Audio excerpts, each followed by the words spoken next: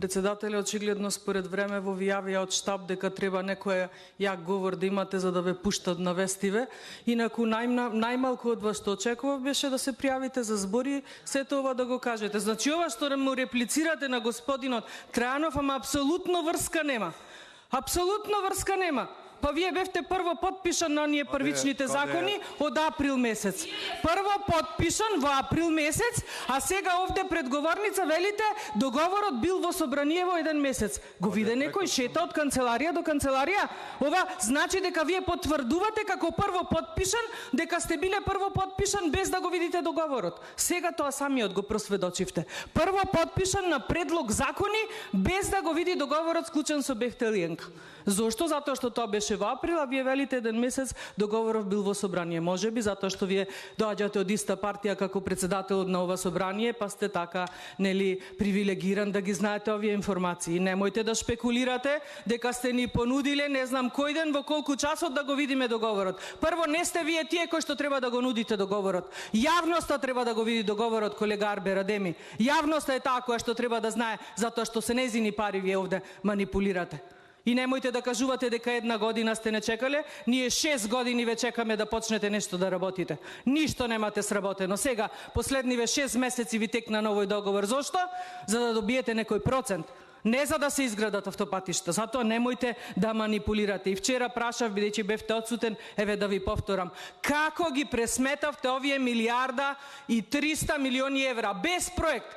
Како пресметавте дека толку ќе чини овој проект? Еве, вие како прво подпишан, најпривилегиран председател на оваа комисија, кажете како ги ја пресметавте оваа сума, а без проект. На жими мајка е работава. На жими мајка, ама ако вие наслепо верувате на вашите партиски лидери или на не знам кој, ние овде сакавме да видиме договор. Не некој да ни го даде еден примерок по една страна, еден човек. Не. Договорот, ако имало една година време, требаше пред една година да го видиме сите. Или тогаш кога сте го подпишале, сите да го видиме.